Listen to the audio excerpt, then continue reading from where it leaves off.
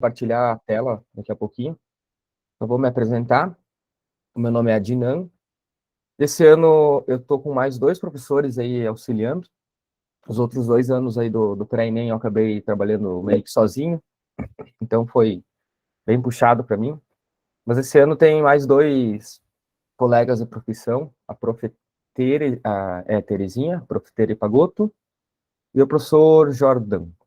Só que hoje eu estou sozinho, tá? Eles vão aplicar outras aulas, outros conteúdos, mas hoje eu estou sozinho na disciplina de História.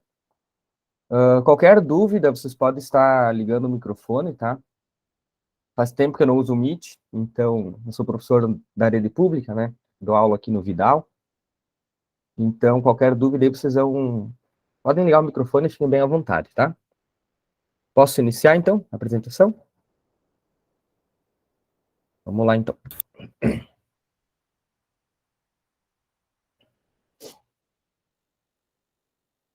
Estão conseguindo ver os slides?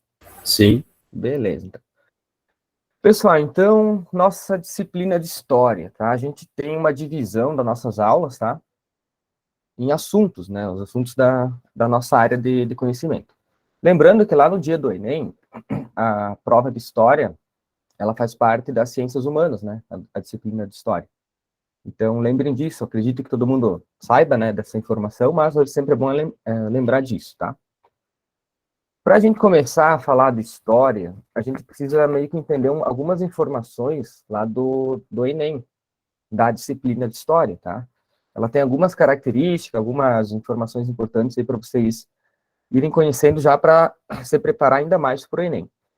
Primeiro, né, claro, parabéns para todos vocês que no sábado de manhã estão participando de um curso preparatório gratuito, né, para o Enem. Você já sai na frente participando desse nosso pré-ENEM, tá, gente?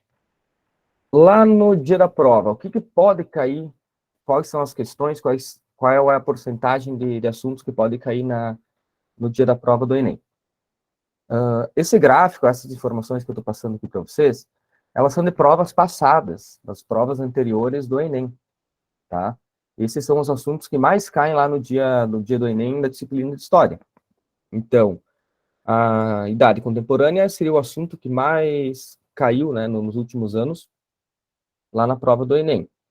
Outros assuntos que são bem prováveis que possam estar lá na prova: Brasil colônia, Brasil império, a história política, movimentos sociais.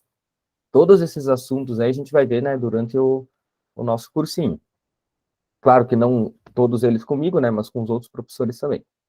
Movimentos sociais, patrimônio histórico, a Era Vargas. Mas olhem a porcentagem da idade contemporânea, né, 15%. Então, bastante questões, um número alto de questões que vai envolver lá a idade contemporânea. Depois eu vou fazer uma revisãozinha, né, para vocês lembrarem, qual que é a idade contemporânea, qual que é o Brasil colônia, qual é o período da pré-história. Tudo isso a gente vai revisar hoje na primeira aula, tá? Como é uma aula de introdução, então muitos conceitos lá de história a gente vai ter que revisar, né, para vocês lembrarem um pouquinho, para ficar mais fácil para vocês ao decorrer do curso, tá? Aqui mais alguns assuntos. Primeira República, Idade Moderna, Idade Antiga, tecnologia da informação, identidade cultural, Idade Média, ditadura militar.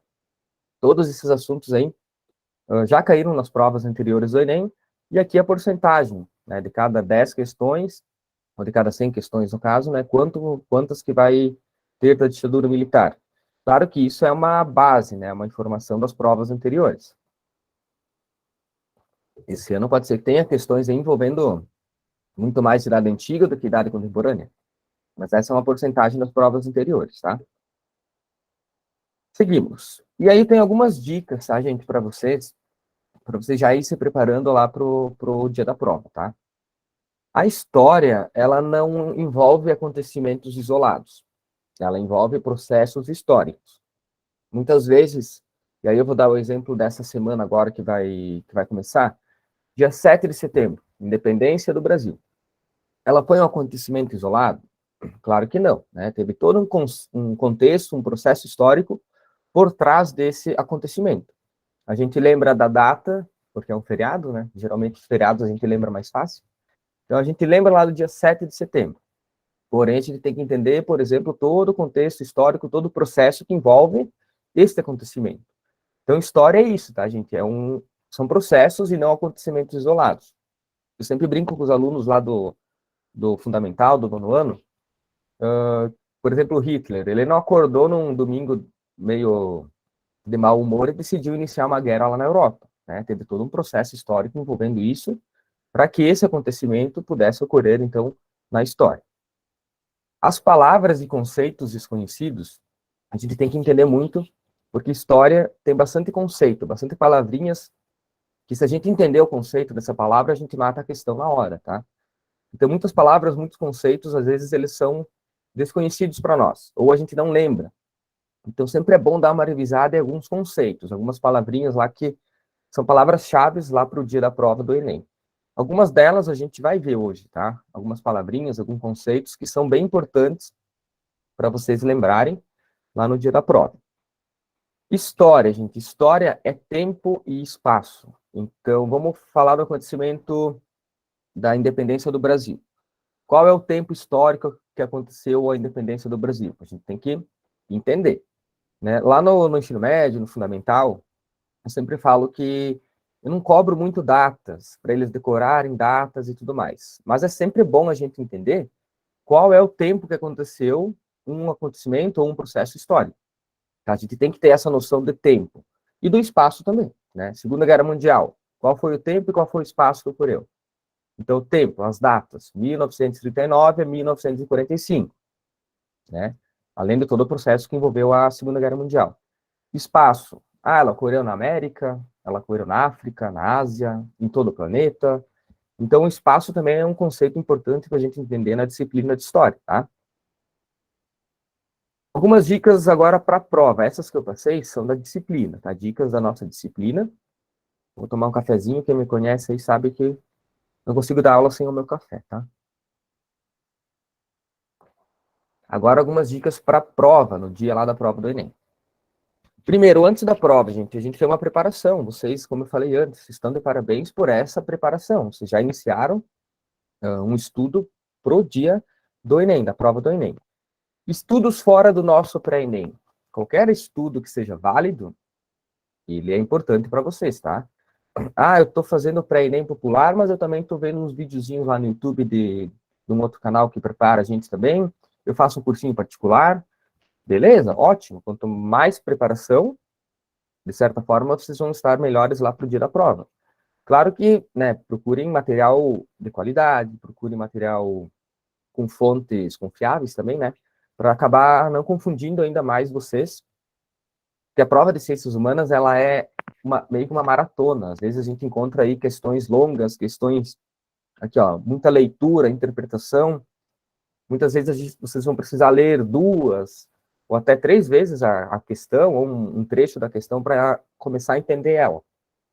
Então, a prova de ciências humanas, história, né, em ciências humanas, muitas vezes ela exige muito mental também, uma maratona mental. Além do Enem ser também uma maratona física, vocês ficam lá 4, 5 horas sentados, é um dia diferente, né, na vida de vocês, para quem nunca fez a prova. Então, essa preparação que vocês vão tendo ao longo do curso, ao longo dos dias anteriores à prova, é bem importante, tá? Além disso, o nosso pré-ENEM, ele faz o nosso simulado, que aí você já tem uma ideia do que vocês vão encontrar lá no dia da prova, lá no Enem, tá? Ano passado, eu não participei no dia do simulado, mas a gente até conseguiu meio que descobrir o assunto da redação. O nosso simulado, o assunto da redação, foi o mesmo assunto que caiu lá no dia da prova do Enem. Então, essa preparação foi fundamental para os nossos alunos aqui do pré-ENEM popular chegarem bem preparados para fazer uma redação legal, para entender as questões de história, de física. Eu acompanhei agora os últimos minutos da aula de física. Como é bom eu lembrar que eu não entendo nada de física. Lá no ensino médio, beleza, né? A gente estudava, até tinha umas notas boas em física. Então, isso vocês estão bem à frente de mim, por exemplo, né? Vocês estão se preparando para a prova de física também. E hoje, agora, se preparando para a prova de história, né? Outras dicas da prova, gente. O Enem, ele tem níveis de dificuldade das questões que são diferentes, tá? Algumas questões, elas são consideradas fáceis, outras médias e outras difíceis. Então, até na hora de você assinalar, o Enem, ele não permite muito que você fique chutando todas as questões, tá? Não sei se a Vitória já comentou com vocês, porque ela já fez várias provas do Enem, ela entende um pouco mais a parte das questões, mas se ela ainda não falou, ela vai ter com certeza uma fala sobre essas dicas lá das questões, tá? Os níveis de dificuldade das questões. Toda prova do Enem é assim, então a prova de História, de Ciências Humanas, ela também tem níveis de dificuldade diferente, né, nas questões de Ciências Humanas, enfim, de todas as áreas. Conteúdos preferidos. Eu vejo os alunos, né, quando a gente vai começar um conteúdo, lá no sexto ano, por exemplo, a maior decepção do sexto ano é saber que eles vão estudar a Segunda Guerra Mundial lá no nono ano. Então, eu chego na sala e falo, o que vocês acham que vão estudar no sexto ano? Aí eles, né, escrevem lá, falam, Segunda Guerra Mundial, História do Brasil, tudo mais. E a decepção deles quando eles descobrem que vão estudar Egito, China Antiga, Roma Antiga, que são conteúdos que eles talvez nem saibam que faz parte da história, né?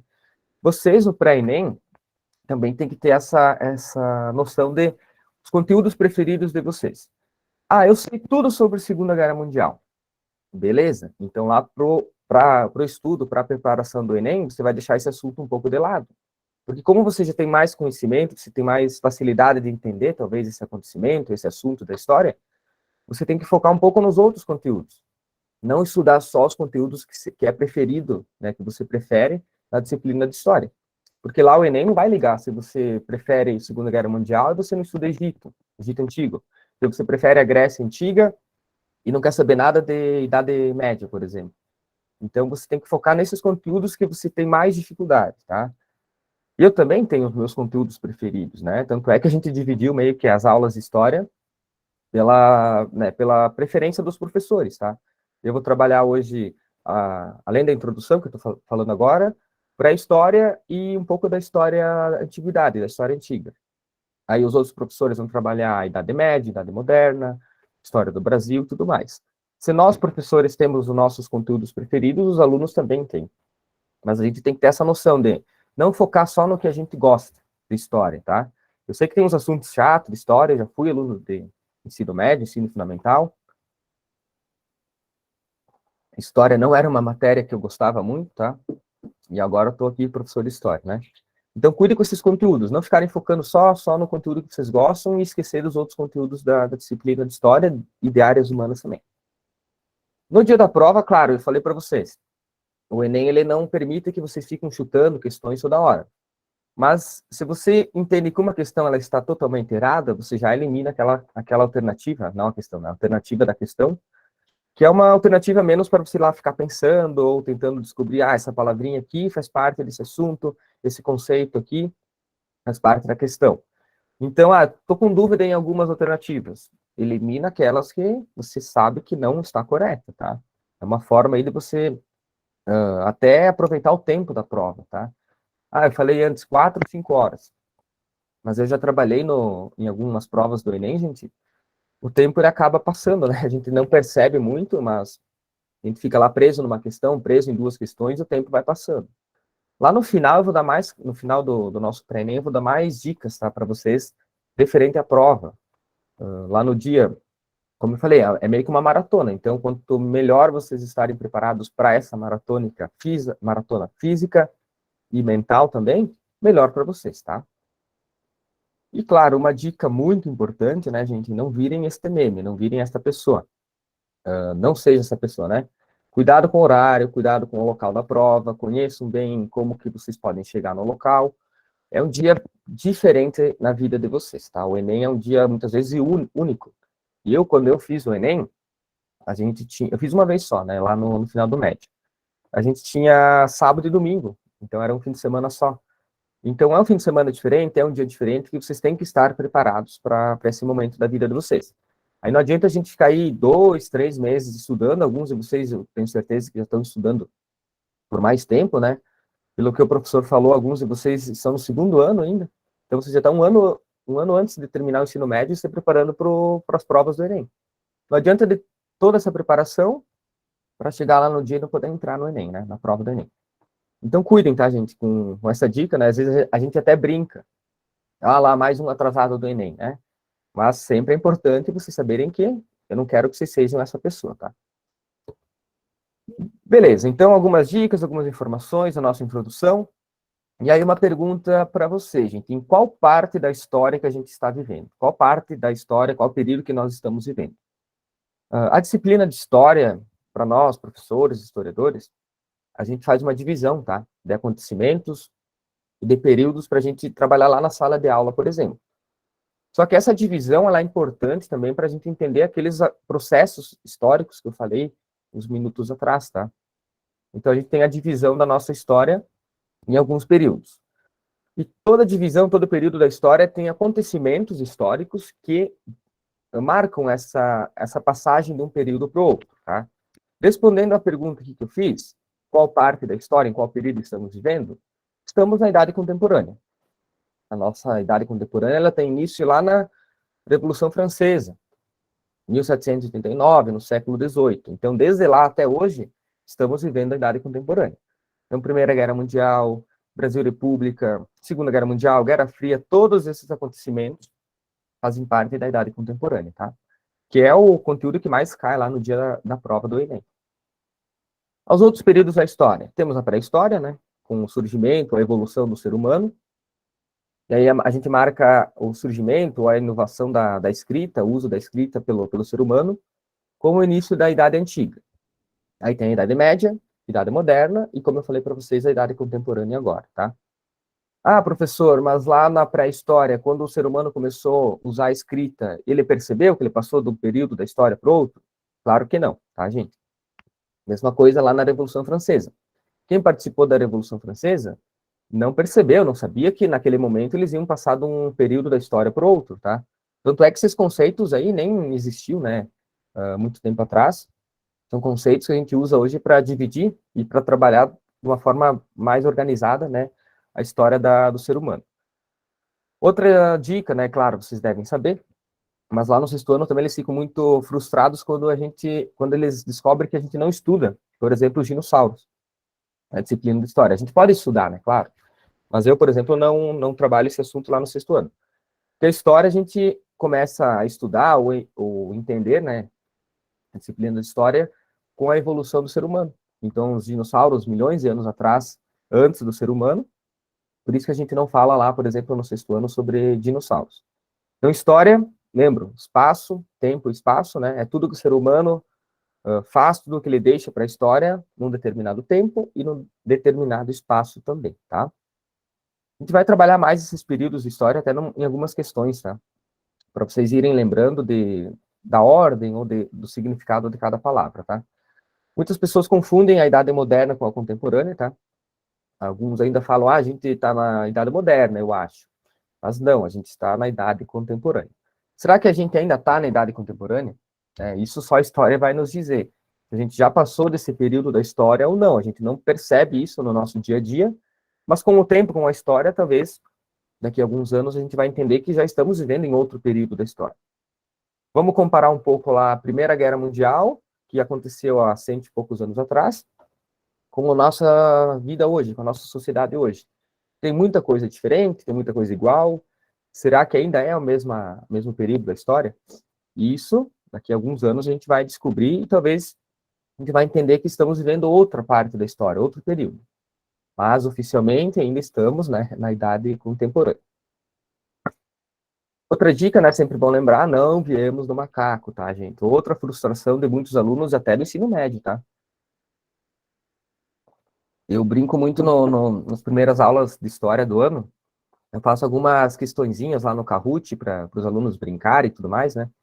Aí eu coloco alguns conceitos, algumas informações, e uma das questões que os alunos lá do primeiro ano, geralmente do ensino médio, mais eram, é essa da evolução do ser humano. Esse conceito da evolução, muitas vezes, ele é perdido, né, na disciplina de história. E eu acredito que lá na disciplina de biologia, vocês também vão ter alguma revisão, alguma informação sobre a nossa evolução, tá, gente?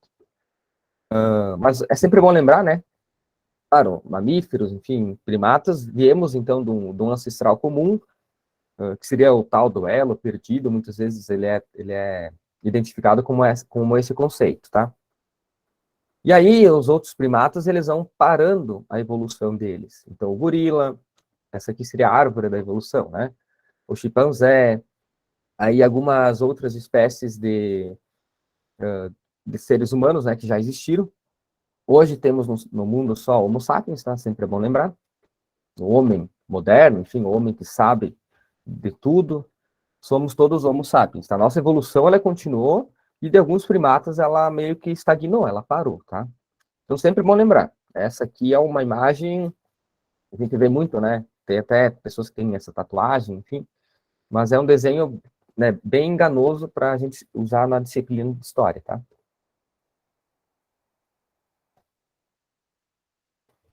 E aí, vamos lá, né? Questão já, gente, começar nosso dia aí de história com uma questão do Enem.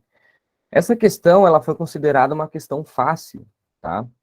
Mas sempre é bom a gente ter uma noção de alguns conceitos, como eu falei para vocês antes.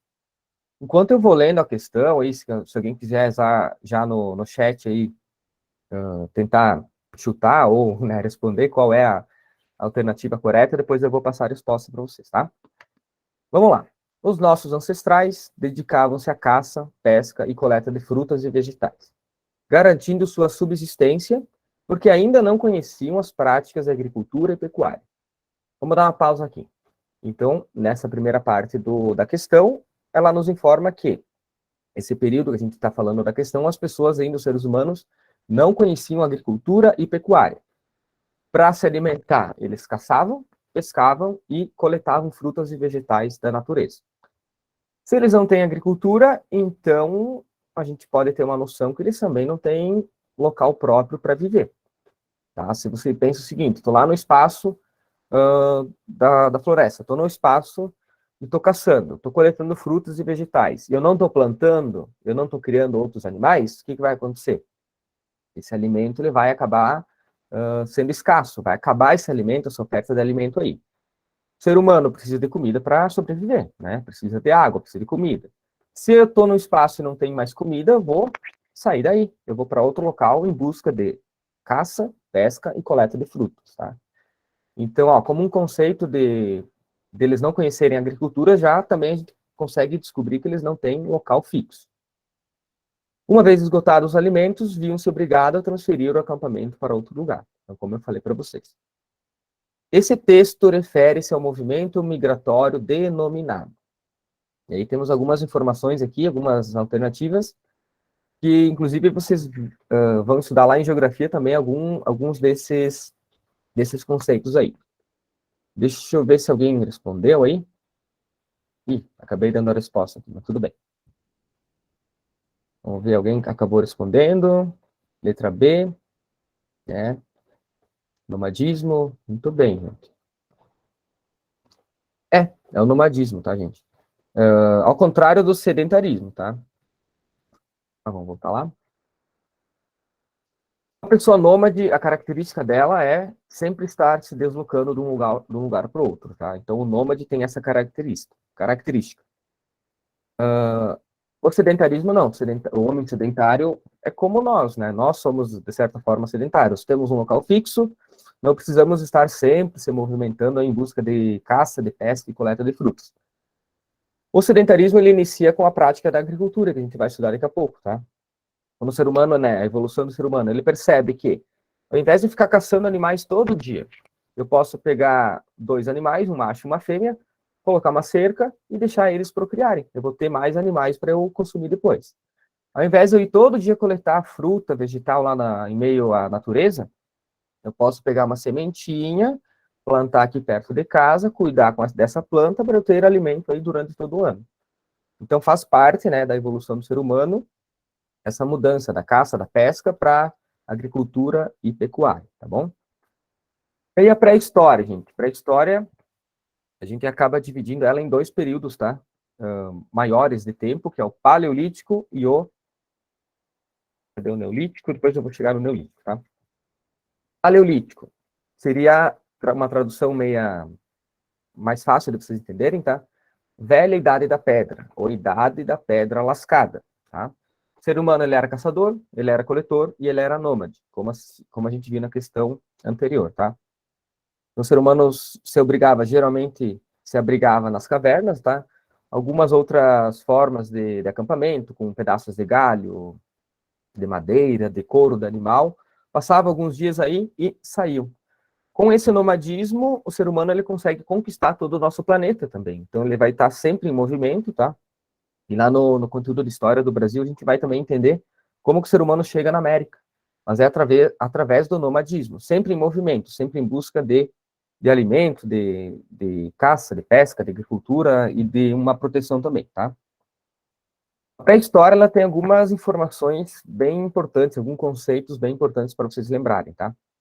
Primeiro, a forma de comunicação desses seres humanos era através da arte rupestre. Então, através da arte realizada nas paredes das cavernas, tá?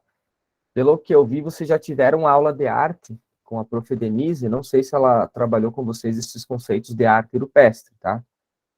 Esse ano eu não consegui acompanhar ainda nenhuma aula, a não ser a minha que eu estou dando hoje, né? Mas eu acredito que ela já tenha falado alguma coisa sobre a arte rupestre. Era forma de comunicação, tá? A gente vai ver daqui a pouco uma questão que fala sobre isso, mas o ser humano não ia lá por nada fazer um desenho na parede, tá? Ele não tinha isso como uma forma de arte propriamente dita. Era uma forma de comunicação dos seres humanos na pré-história. Por que cavernas? Por que a gente encontra geralmente a arte rupestre, né, na caverna, mas por que a gente encontra muitos fósseis de seres humanos, muito carvão de fogueiras, né, que ficam aí no tempo? Por que a gente encontra bastante desses materiais, né, dessas fontes históricas nas cavernas? Porque era um local que a própria natureza ela oferece, né, para o ser humano se abrigar. Então, olha essa imagem aqui. O ser humano precisa de um local para se abrigar durante a noite, para, enfim, assar a sua comida, que a gente já vai falar do fogo, tá? Então, geralmente, a gente vai encontrar fósseis aí da pré-história ou nas cavernas ou próximo a grandes cavernas, tá? O fogo, a importância do fogo para a nossa, enfim, para a nossa humanidade, mas também para a pré-história. Eu sempre falo no sexto ano que seria uma das maiores invenções do ser humano, que na verdade não é uma invenção, né? O fogo ele já existia antes do ser humano. Então, geralmente um raio, e aí tem fogo lá na floresta, né?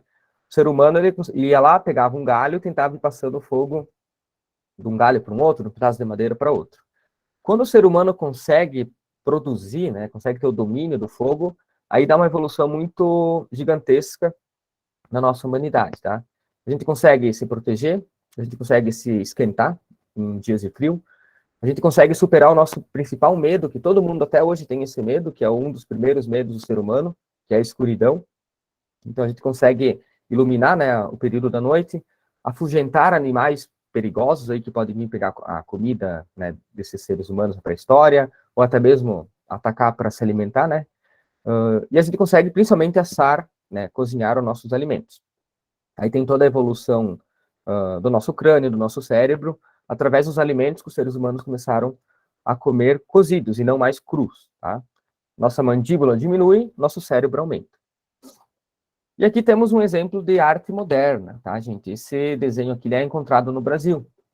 Então, sim, no Brasil também tem arte... Opa, eu falei arte moderna? Não, arte rupestre, né?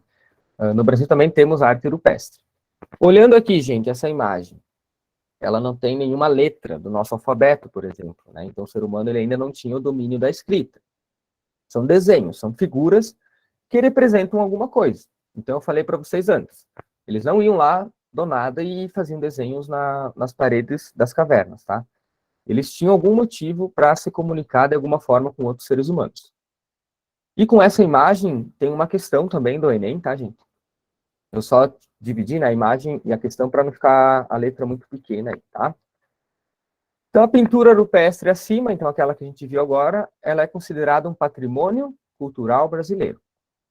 Então, ela faz parte do nosso patrimônio cultural, que também eu vou trabalhar com vocês nas próximas aulas, sobre esses conceitos de patrimônio cultural, patrimônio histórico, tá? Que às vezes caem umas questões lá no Enem, a gente não sabe nem o que é. Um patrimônio cultural, um patrimônio histórico. E o que essa arte rupestre ela acaba expressando? Vamos lá. Letra A. O conflito entre povos indígenas e os europeus durante o processo de colonização do Brasil. Essa questão, essa alternativa bem errada, tá, gente? Lembram, tempo e espaço, né? Quando que os europeus chegam para o processo de colonização do Brasil? Depois de 1500. É a pré-história, gente, muito tempo atrás. Então, esse conceito de arte rupestre com colonização do Brasil, a gente já sabe que não faz sentido. a organização social e política de um povo indígena e a hierarquia entre os seus membros. Então, vou deixar essa questãozinha aqui, que depois eu volto para falar dessa alternativa aqui, tá? Letra C. Aspectos da vida cotidiana de grupos que viveram durante a chamada pré-história do Brasil. Vamos deixar isso aqui também. Rituais que envolvem sacrifícios de grandes dinossauros atualmente extintos. Quem se ligou no que eu falei antes, né?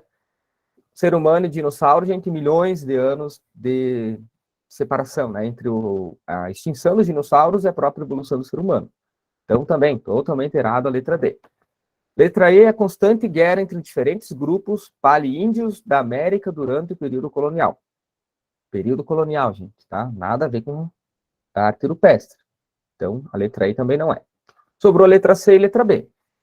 A letra B não é por quê, gente? Organização social e política de um povo indígena. Nesse contexto ainda da história, essa organização social e política, claro que tinha uma organização social e política, né, dentro de todas as tribos, enfim, mas essa arte aqui, ela não expressa isso, tá, gente? Ela não expressa essa hierarquia, por exemplo, ela não expressa uma organização política e social. Ela vai expressar o quê? Aspectos da vida cotidiana dos grupos que viveram durante a chamada pré-história no Brasil. Arte rupestre, pré-história. Eles expressavam aspectos da vida cotidiana. O que eles quiseram expressar aqui, gente? Provavelmente, dois seres humanos aqui caçando um animal, né, na primeira parte aqui em cima.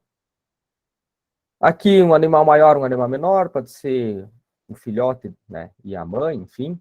Aqui, outros seres humanos, aqui, outras figuras aí de alguma ação, de algum ser humano, tá? Então, esse era o cotidiano deles, eles expressavam através da arte rupestre, tá, gente? Essa questão também ela foi considerada fácil, tá? Lá nas provas anteriores do Enem. Então, letra C é a resposta. Depois, lá como a aula está sendo gravada, gente, vocês podem voltar, né? E, enfim, lerem de novo as questões e entenderem um pouco mais, se tiverem dúvidas, tá? Vamos lá. Pré-história... o Neolítico agora. Beleza. Então, lembra, o Paleolítico, velha idade da pedra. Neolítico, a palavra neo seria nova, nova idade da pedra.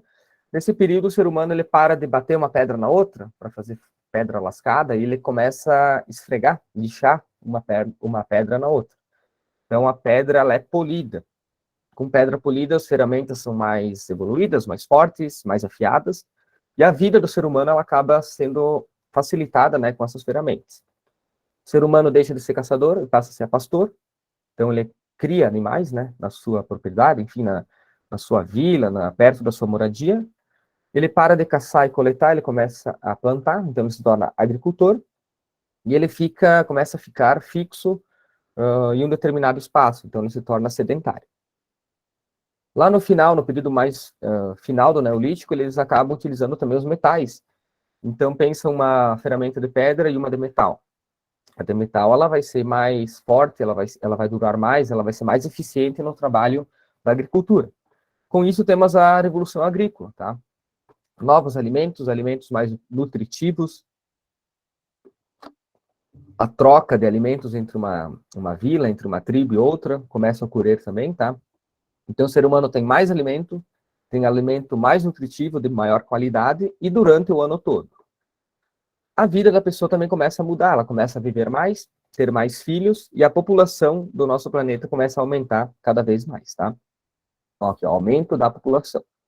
É um dos fatores, né, uma das consequências da Revolução Agrícola da história da humanidade.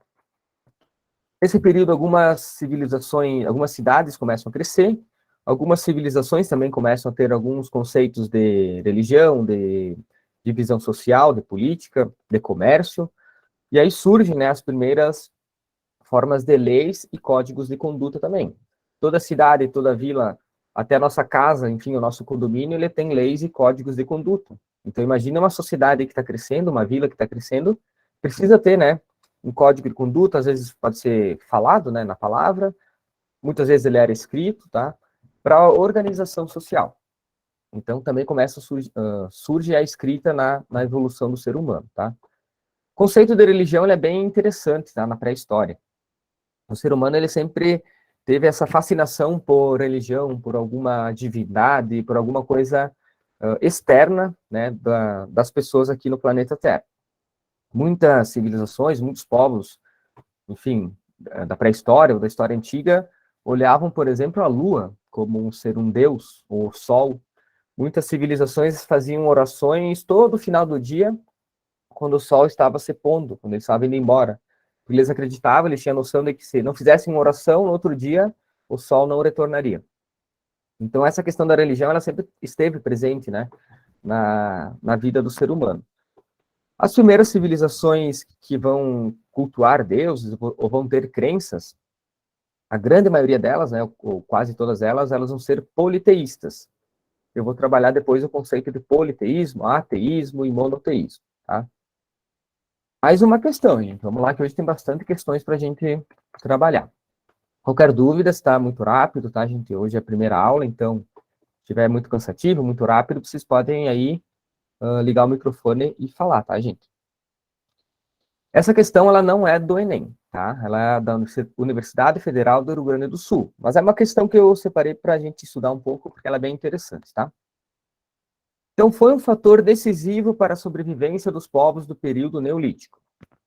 Então, a gente acabou falando agora há pouco, né, do período neolítico, para a nova Idade da Pedra. O que foi um fator decisivo para a sobrevivência?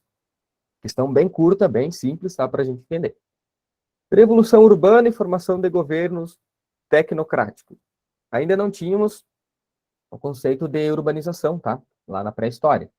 Então, se a gente sabe qual que é o conceito de urbanização, de revolução urbana, a gente já sabe que a letra A não era exposta, tá?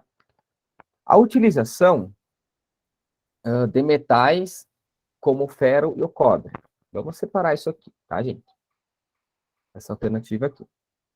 A formação e religiões monoteístas. Então, eu falei para vocês agora há pouco, né? As primeiras civilizações, elas são politeístas, acreditam em vários deuses. Uma civilização monoteísta, ela acredita em um deus ou uma crença só. E ateísmo não tem crença, não cultua nenhum deus ou nenhuma crença, tá? Então, poli, mono e ateísmo. Teísmo tem a ver com religião. Mono, uma só, poli, duas ou mais, né? Religiões ou crenças. Então, essa também não é. O nomadismo típico de caçadores e coletores. A gente já está falando do neolítico, né, gente? Então, caçadores e coletores não tem a ver com o neolítico. Nesse momento, o ser humano ele é pastor e agricultor. E a revolução agrícola. Então, vamos separar a letra E também. A resposta, gente, ela é a letra E, tá? Por que não é a B? A utilização de metais como o ferro e o cobre, beleza? O ser humano começa a utilizar esses metais no dia a dia. Porém, olha a pergunta, um fator decisivo para a sobrevivência, então para o ser humano sobreviver, no período neolítico. Foi a Revolução Agrícola, tá? A utilização de metais, beleza, só que o ser humano já utilizava ferramentas de pedra, como a gente viu antes. Então, ela não é um fator decisivo para a sobrevivência do ser humano. Agora, a Revolução Agrícola, sim. Falei para vocês, a população ia crescendo, as vilas iam crescendo.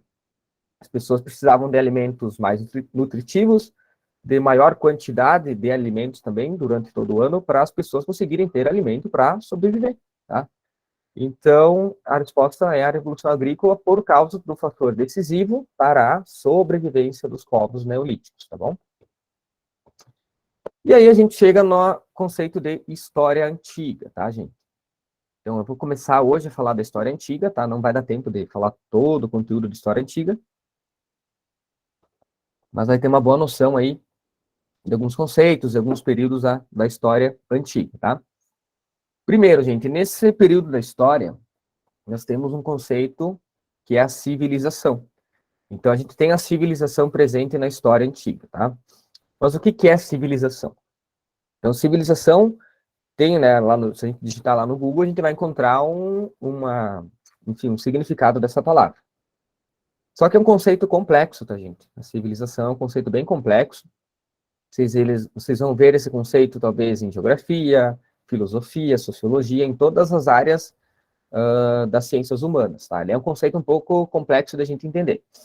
Da antropologia e da história. Então, numa perspectiva evolucionista, é o estágio mais avançado de determinada sociedade humana, caracterizada basicamente pela fixação ao solo, tá? Ficar fixo em um solo, mediante construção de cidades. aí deriva do latim civita, que designa cidade, e civile, civil. Então, civilização é um conceito que envolve cidades. Então, nós, por exemplo, somos todos civis, né? Porque nós temos aí, na nossa sociedade, uma cidade. Então, teoricamente, somos todos civilizados. Então, fizemos parte desse conceito hoje, tá? Lá na história antiga, então lembra assim, ó, pré-história, né? As vilas vão aumentando, até surgirem, então, as primeiras cidades na história da humanidade. Esse conceito de civilização está ligado totalmente ao conceito de surgimento de cidades, construção de cidades e tudo mais, tá? Aí eu falei para vocês antes, religião. Então, na história antiga, as primeiras formas de governo ali dessas cidades que a gente viu agora, né, o conceito de civilização, eles são governos teocráticos. O que são governos teocráticos? Governos que têm a ver com religião, tá? Daqui a pouco eu vou dar vários exemplos para vocês. E aí lembram das palavras ateísmo, monoteísmo, politeísmo. Ateísmo, nenhum deus, monoteísmo, um deus, politeísmo, dois ou mais deuses, tá? Os primeiros governos, eles têm as características, então, teocráticas na história antiga. Uma civilização em um local, na verdade, não uma civilização em si, que é dos primeiros locais onde vão surgir cidades, onde vai surgir o conceito de civilização e tudo mais, é a região da Mesopotâmia, tá? Hoje, essa região, ela é ali próxima ao Iraque, tá? Ali próxima ao Oriente Médio, e é uma região muito seca. Quando a gente fala em Oriente Médio, muitas vezes a gente tem a imagem de locais secos, de pedras, de areia e tudo mais, sol. Então, é uma região geograficamente seca. Porém, nessa região, tinha uma coisa que toda civilização, toda sociedade precisa para sobreviver, que é água, né? Toda civilização, as primeiras cidades, todas elas vão surgir em locais onde a gente tem uma oferta de água potável para a civilização que está aí ao redor conseguir sobreviver, tá? Nossa cidade, Concórdia, ela cresce próxima a um rio? Sim, né? Temos o Rio dos Queimados, que corta a nossa cidade hoje. Então, as primeiras vilas, as primeiras ruas, enfim, da nossa cidade, vão crescer aí, vão se desenvolver ao redor do Rio dos Queimados. E aí, você tem gente de outra cidade aí, provavelmente tem, né? Participando da aula, pode levar esse conceito para a cidade de vocês aí. Imagine a cidade de vocês. Muito provavelmente, tenho certeza que tenha rios, ou um rio, né, ali próximo ao centro da cidade de vocês, ou ao redor, né, nas margens desse rio vai ter a cidade que vocês vivem. Então, a água é um conceito não, né? É um fator geográfico importante para as primeiras civilizações. Ter água potável, não só para consumo, mas para irrigação, para dar para os animais, né? Para eles também sobreviverem e tudo mais. Nesse local, na Mesopotâmia, a gente vai surgir as primeiras cidades-estado. Cidade-estado é um conceito também diferente, tá? E eram cidades que cada uma tinha a sua lei, o seu exército, a sua moeda, muitas vezes, né, sua forma de organização, sua forma de comércio. Por mais que elas estão perto aqui, uma cidade da outra, então todos esses pontinhos aqui, ó, eram cidades-estados, tá? Elas estão perto geograficamente. Porém, cada uma tinha sua independência, elas eram independentes entre si. Cada uma tinha sua lei, como eu falei, né, sua moeda, seu exército e tudo mais.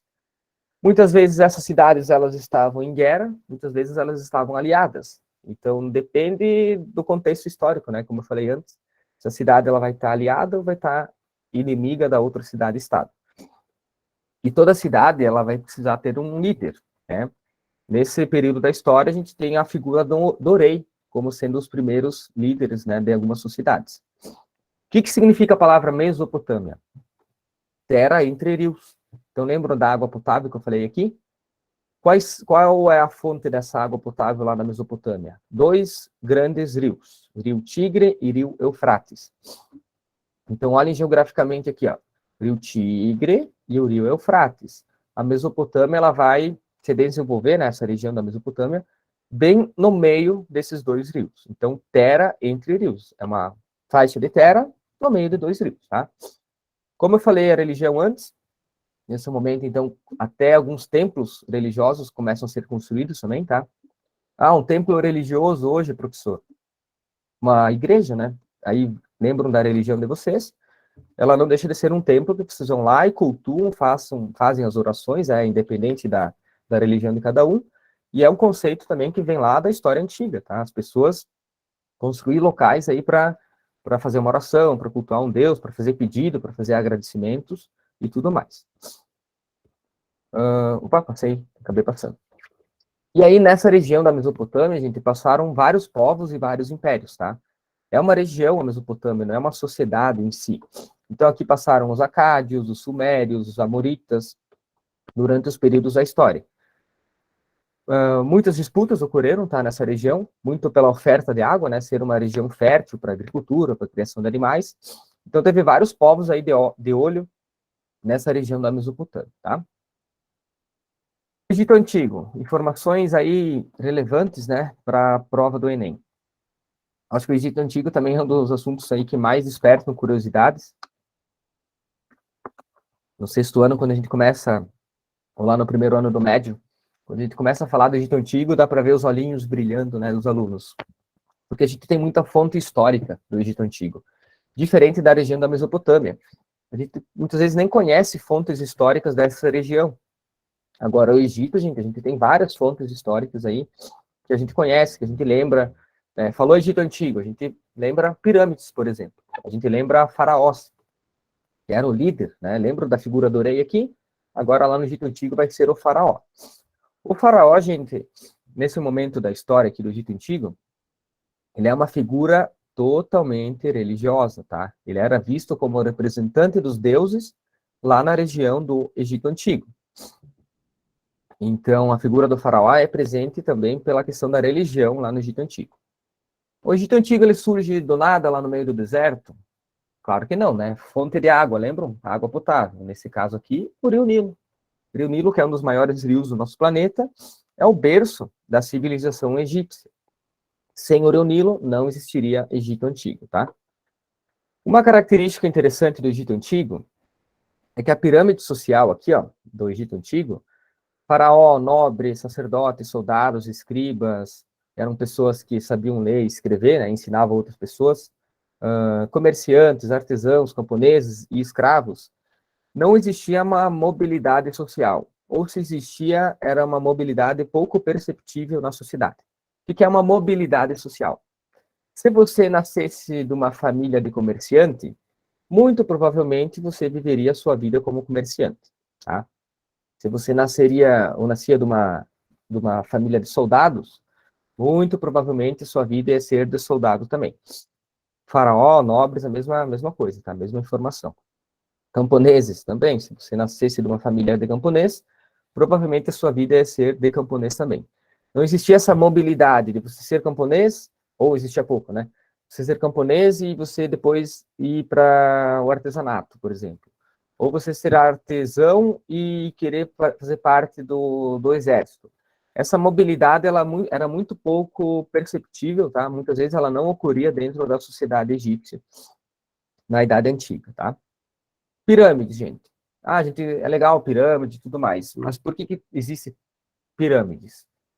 Lembrando que não são só aquelas 3 pirâmides que a gente conhece, né? Elas são as mais famosas, mais conhecidas, mas elas foram criadas, né? Foram construídas para serem grandes túmulos, né? Grandes tumbas para os faraós, Kelpis, Kefren e Miquerinos, tá? Então, o nome das 3 pirâmides é levado em conta o nome dos faraós que pediram para serem construídas. Hoje, claro, as múmias deles não estão lá, né? Durante a história, essas pirâmides acabaram sendo saqueadas, assim como vários locais, né, do Egito Antigo, muito pela questão de obras valiosas, então ouro, tudo mais, né? A própria curiosidade sobre o Egito Antigo, muitos locais lá foram saqueados. E aí eu falei das múmias. Por que era realizada a mumificação no Egito Antigo? Por causa da religião, tá, gente? Tá? A religião está ligada, a mumificação está ligada à religião. Eles mumificavam os corpos, pois acreditavam na vida pós-morte. Então, para eles, a pessoa moria e precisava do corpo bem conservado para que a vida dela, né, a sua alma, seu espírito, pudesse retornar ao corpo depois. Então, a mumificação está ligada à morte e ligada à religião também. No Brasil, hoje, existe uma múmia egípcia, tá, gente? É lá em Curitiba. Eu já fui lá, é bem legal, assim, ver uma múmia egípcia, né, conceito lá, enfim, uma fonte histórica bem interessante. Tinham outras lá no Museu Nacional, que aí em 2018 acabou pegando fogo, né, não foi incendiado, né, foi um acidente, enfim, mas as múmias que estavam no Museu Nacional, não existem mais, tá, elas acabaram sendo destruídas com um incêndio. Seguindo, China Antiga, outra civilização importante. Eu acabei esquecendo de falar, gente, eu tenho umas questões. Claro, não dá tempo de preparar hoje, tá? Mas eu vou, numa dessas, mandar para vocês no Google Formulário, para vocês também irem testando, né, os conhecimentos de vocês. Eu tenho algumas questões sobre Mesopotâmia, algumas sobre Egito, que não sei se vai dar tempo de trabalhar hoje, mas eu mando para vocês depois, tá? E aí, posteriormente, eu mando o gabarito também para ver, para vocês perceberem, né, aonde que acertaram, onde que erraram, por que que acertaram e por que que erraram.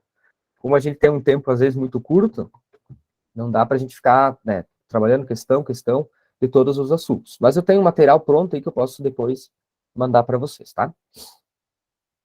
China Antiga, tá, gente?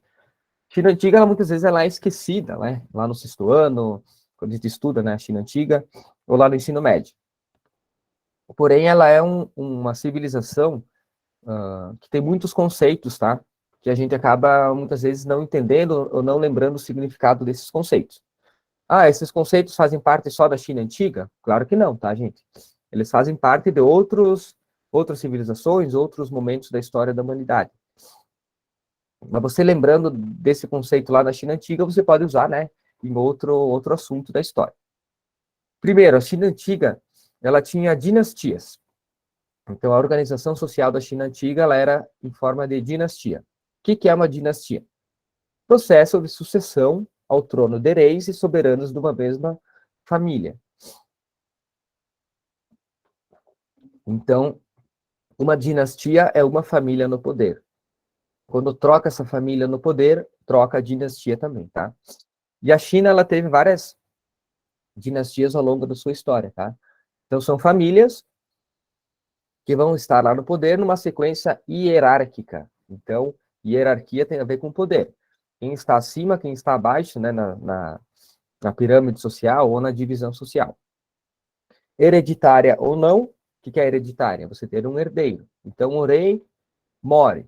Quem que vai assumir? Naturalmente, né, seria o filho mais velho. Então, isso é uma sequência, né, da mesma dinastia, da mesma família. Então, a China, ela tem essa característica presente aí na China antiga, né, na sua civilização. A dinastias como forma de poder lá na China antiga. E aí, gente, a China antiga, que a gente pensa hoje, a China, que é um dos maiores países do nosso planeta, ela sempre foi grande, né? Então é uma questão geográfica histórica do território da China. E havia uma grande preocupação em proteger a região da China, tá? Essas dinastias aqui, elas tinham uma grande preocupação em proteger o que era deles, proteger o território deles. Por isso que é construído, então, a Muralha da China, que é uma das maiores construções aí que o ser humano já fez. Acredita-se que seja o maior cemitério também do planeta, porque muitos dos operários, enfim, das pessoas que iam trabalhando na construção das pirâmides e que acabavam morrendo, elas eram, né, o corpo delas era colocado aí no meio da construção da pirâmide mesmo, tá? A muralha da China, ela tinha alguns objetivos, né? Não era só proteção também, tá? Mas o principal era a proteção. E olhando para a imagem, uma característica geográfica da muralha da China é que ela foi construída nas partes altas da China, né, para realmente evitar a invasão de povos aí de outros locais no território chinês. Além da proteção, eles utilizavam também a muralha da China como comunicação. Ela não é um muro único, então ela é uma muralha larga, tá? Ela é uma construção que é larga também. Se a gente observar aqui, essa imagem ela não está muito nítida, mas enfim, são como se fosse uma estradinha que foi construída na parte de cima da muralha. Então, nesse local, eles podiam se comunicar, podiam se locomover de um local para o outro, muitas vezes, inclusive, até utilizando como forma de transporte. Tá? Outra característica são as torres de vigilância, enfim, que uma é sempre visível à outra. Então, soldados que ficavam aqui, eles tinham que ter a visão dos soldados que estavam aí. Esse soldado aqui tinha que ter a visão dessa próxima torre de vigilância, tá? Até pela comunicação E também para passar uma informação, por exemplo, vinha uma informação até aqui, esse carinha aqui passava para outra torre de vigilância. Então foi uma rede de comunicação muito rápida, muito eficiente, tá? A muralha da China, além da questão da proteção. Outra característica importante da China antiga, é a Rota da Seda, tá? Que foi uma rota de comércio lá da região asiática, que ligava também à região da Europa na antiguidade, tá? O comércio muito presente já na história antiga, na antiguidade, até porque pensa assim, não existiam produtos ou alimentos que eram produzidos ou plantados em toda a região do mundo. Então, tinham produtos específicos lá da região da China antiga. Tinha produtos específicos lá da região da Europa. Então, havia essa troca, esse comércio entre as civilizações, e essa troca de mercadorias também favoreceu muito a troca cultural, né? Se você leva mercadoria, você leva dinheiro, você vai levar também uma parte da sua cultura, do seu idioma, da sua roupa, da sua dança, da sua gastronomia, da sua religião, por exemplo. Tudo isso faz parte da cultura de uma sociedade. Então, além do comércio, a troca cultural, nesse período da história, ela é muito presente e crescendo cada vez mais, através, claro, de rotas de comércio, tá? A Grécia, gente. A Grécia, talvez é um dos assuntos mais complicados, né, para a gente estudar sobre a história antiga, tá? Também muitos conceitos, tá? A Grécia Antiga, ela é considerada o berço da democracia. Então, lá na disciplina de filosofia, sociologia, vocês vão falar muito sobre a Grécia Antiga, tenho certeza, tá? Então, ela é um conceito, ela é um acontecimento, enfim, uma civilização que também tem muitos conceitos, muitas vezes esquecidos, tá? Primeiro, a Grécia Antiga, gente, ela é um conjunto de cidades-estado. Por mais que todas essas cidades, elas já tinham um conceito de que, de certa forma, faziam parte de uma civilização, de uma cultura única, ainda não era um conceito amplamente aceito entre todas as cidades fazerem parte de uma Grécia só, tá? Então, aqui as cidades-estados, elas também tinham aquela independência entre elas. Então, por exemplo, Atenas e Esparta, que talvez sejam as mais conhecidas, né, as mais lembradas e mais estudadas, elas tinham um exército próprio, forma de organização social diferente, moedas muitas vezes diferentes, Atenas mais intelectual, Esparta mais militar, desde a formação das crianças e tudo mais. A criança de Esparta, já com 7, 8 anos, ia para o treinamento militar. A maior glória para um espartano era morrer em guerra. Então, lá para Atenas, eles tinham uma outra forma de organização social, uma forma mais intelectual, mais política, né? Então, dentro da própria Grécia Antiga, das cidades-estados, tinha essa diferença bem visível entre as cidades-estado. Muitas vezes também elas eram aliadas, muitas vezes elas estavam em guerras, tá? Assim como a gente viu antes. Então, é uma característica comum entre cidades e estados, tá? Tem o conceito de polis, tá? As cidades-estado grego eram conhecidas como polis. A palavra polis, ela significa cidade, né? Hoje, traduzindo para o nosso dia a dia, né? E aí toda cidade que ela termina com essa parte, né? Polis, ela significa cidade de alguma coisa.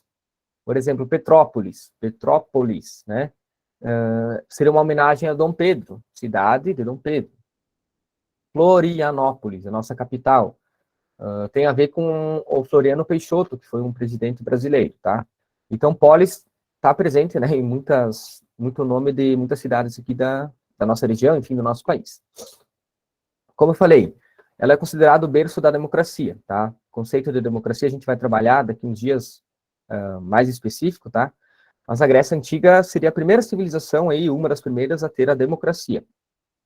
Todo mundo aí ser democrático, todo mundo ter o mesmo poder, entre aspas, né, ter mesmo peso de decisão, lembrando que, né, Grécia Antiga, as mulheres não eram consideradas cidadãs, então a cidadania, ela era ainda um conceito pequeno, poucas pessoas eram consideradas cidadãs. Por exemplo, em Atenas só era cidadão quem nascia de família ateniana, mulheres não eram consideradas cidadãs.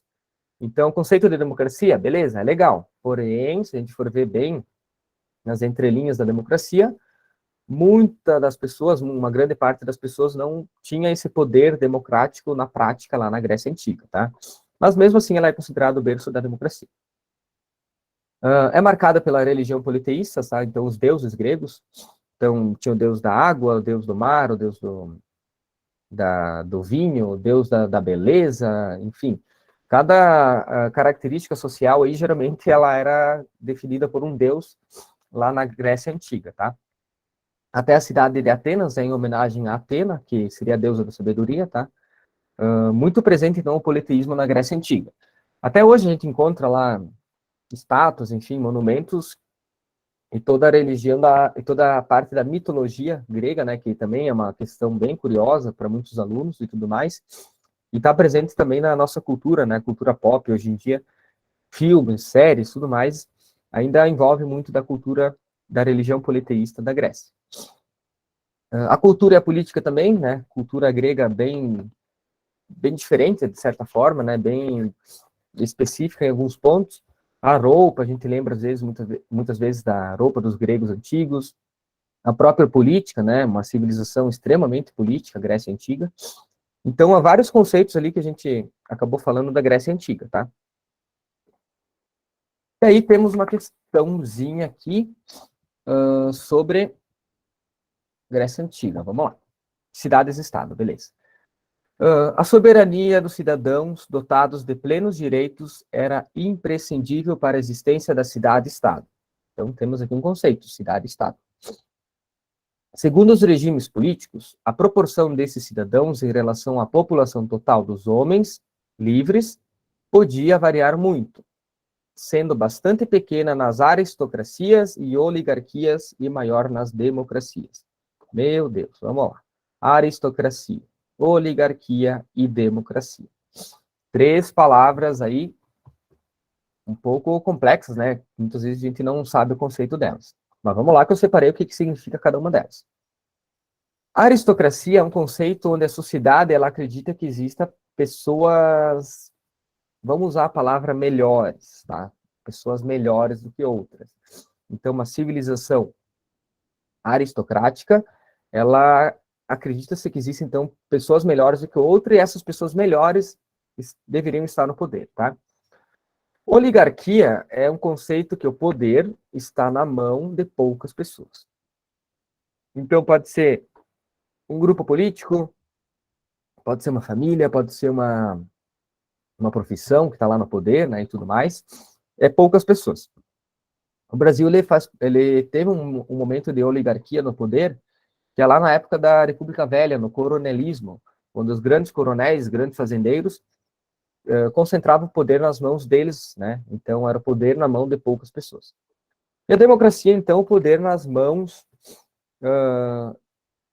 do povo, né? O povo, então, tendo o poder. Que seria hoje o que a gente vive no Brasil, né? O poder está, teoricamente, né, na mão do povo.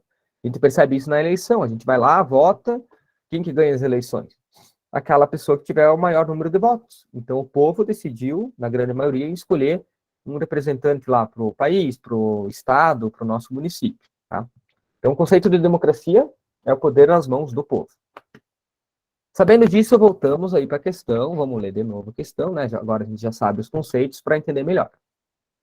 Então, a soberania dos cidadãos, dotados de plenos direitos, era imprescindível para a existência da cidade-estado.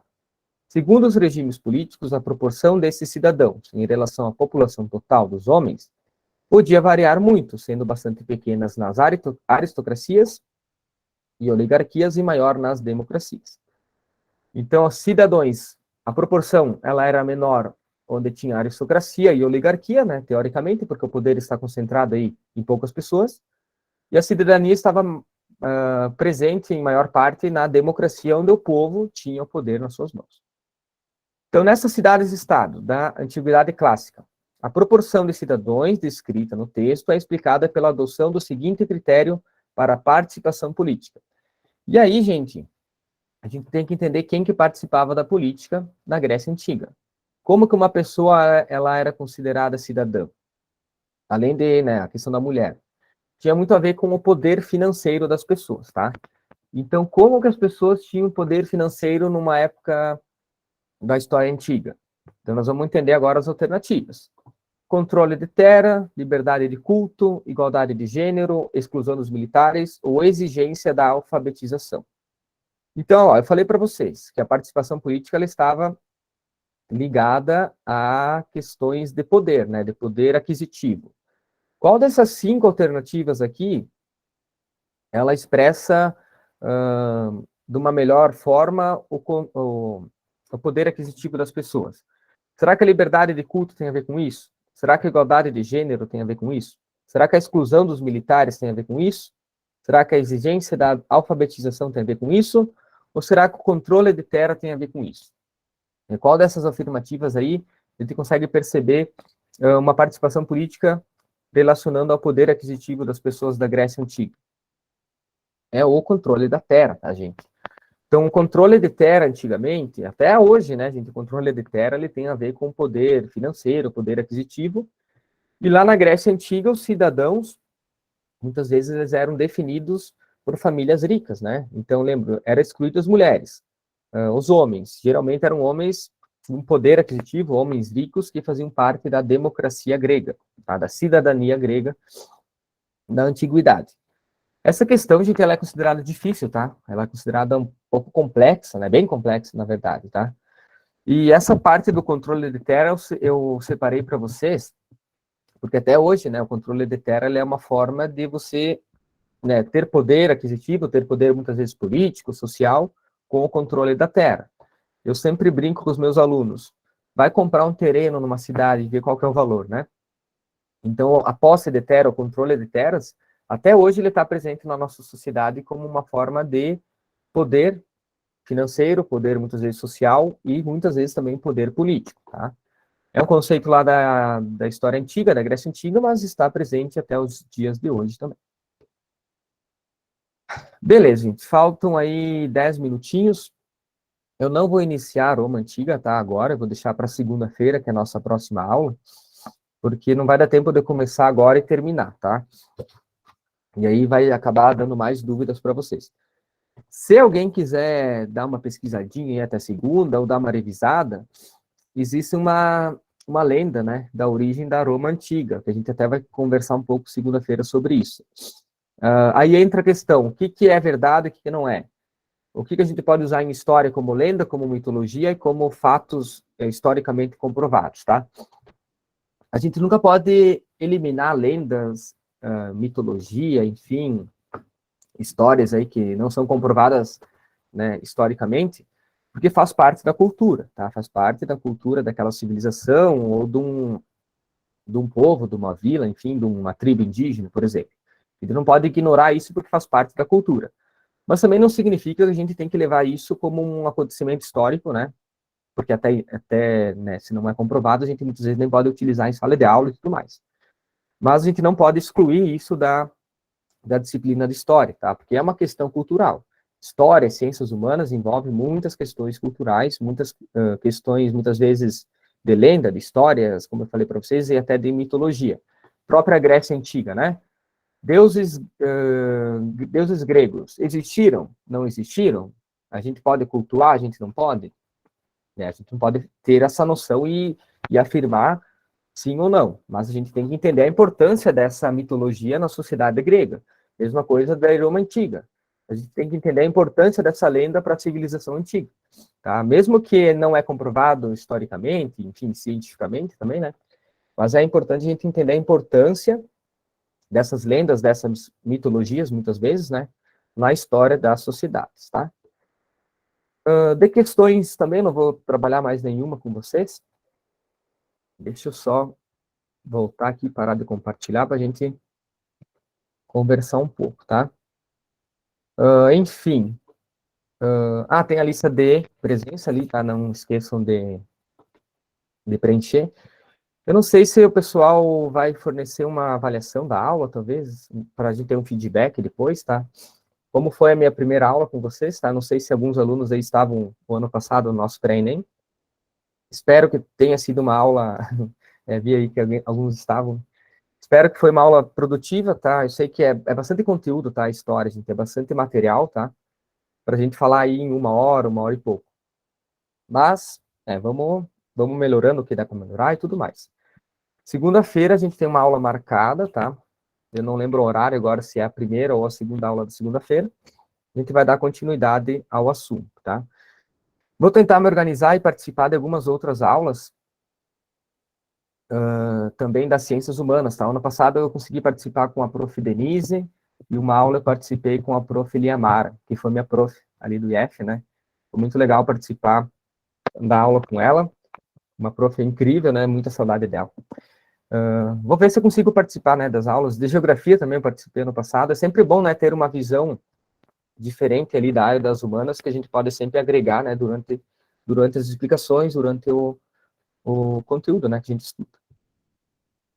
Da minha parte, eu sei que falta aí alguns minutinhos, né, a aula era até às 11, isso, mas, né, por eu não iniciar outro conteúdo, da minha parte seria isso. Não sei se alguém aí quer falar alguma coisa. Só vejo um monte de figurinha, um monte de foto aí, né. O pessoal aí que está organizando, na verdade, nem me apresento, nem tive a oportunidade de conhecer, porque vocês são estudantes do IF, isso? Legal, muito bem. São os três que estão aí com a câmera ligada? Muito bem, legal. No passado a gente não tinha, a gente se virava meio que por conta própria. Que bom ter esse auxílio de vocês, tá? Sejam bem-vindos também. Beleza? Da minha parte é isso, gente. Não sei se alguém quiser, dos organizadores aí quiser fazer uma fala. Da minha parte seria isso, tá?